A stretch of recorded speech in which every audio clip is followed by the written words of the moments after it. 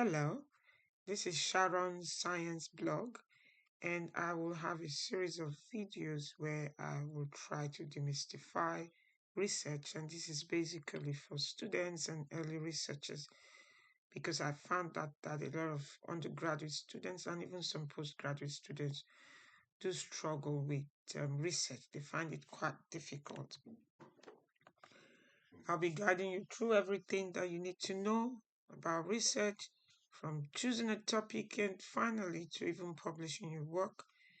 In this very first episode of this series of videos, we're going to answer a simple question. What is research? Research is simply a systematic process of collecting, analyzing, and interpreting information, and all is aimed at solving a problem. So whatever research problem it's out there that you want to solve, research is systematic. It follows simple process, and I'm going to break down the definition. So you have a question. What is that problem? What is that um, activity? What is that idea that you have? You collect data concerning that, relating to that particular question. Then you do analyze that data and you come to a final conclusion. So it's systematic because it's planned. You take one step after the other. It has several processes or stages, and we'll look at it in the next series of episodes. And you collect information relating to that question. It could be data, it could be observation, you could look at what's happening, it could be facts that is out there. And all is aimed at answering that question that you have or the problem that you want to solve. Why do we do research? Research helps us to develop critical thinking. It also helps us to solve real world problems. So there are a lot of problems out there, and it would be nice for you to add your own solution. Okay, so we have science has really improved here because of research. It all helps us to build new knowledge and contribute to your field. So depending on what field you are, your research is going to contribute to that field. You're going to add to what is known about it already.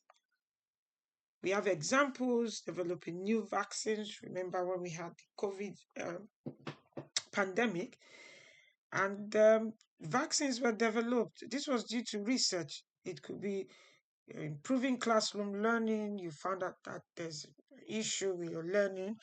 You could, that's a problem. You could think about how you can improve that. It could even be to design cleaner energy systems because, yeah, and it could be creating safer communities. You can just think of anything. Yeah, research is always available for you to make a difference in the population, in your environment. There are different types of research. We have basic research where you expand knowledge. So something is known about that particular area, but you want to add to it. So you expand the knowledge about that particular subject. Yeah. For example, studying how bacteria grow, there's a lot of knowledge out there, but there might be something that is missing and you add to it. So that's basic research.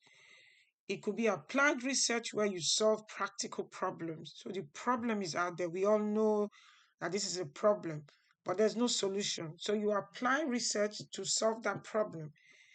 And it could be quantitative or qualitative research. So quantitative has to do with numbers. So you collect data. For example, surveying 100 students, depending on what you want to, what your survey is all about, you have numbers, you have data. That's quantitative. It could also be qualitative, where you explore experiences. That could be by interviews or observations. So there are different types of research. Research is not copying from the internet, so just copying what is already done on the internet. It's not research because you're not adding, you're not solving any problem, you're just copying what is out there. It's already known, so it's not research. And research is definitely not rewriting other people's work.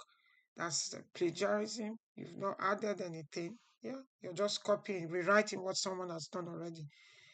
Definitely, research is not guesswork. So guessing that this is that without any evidence definitely is not research. There has to be evidence in research. Research requires structure. There has to be evidence. There has to be analysis. That's what makes it research. Key takeaway for today: research is a systematic process always aimed to find answers to your question or to solve a problem. It helps build knowledge and definitely solve problems. And it involves methods, clear methods. They are standardized, clear methods. And you also have evidence to show. And you can apply research in all fields of endeavor. In my next episode, I'm going to show you how to choose a research topic, because this is the foundation of research. If you struggle with the research topic, you're going to struggle with the whole research. So we're going to look at how to choose a research topic. You can subscribe, like, drop your comments, and turn on the notification so that you know when I upload my next video. Thank you very much and see you next time. Bye.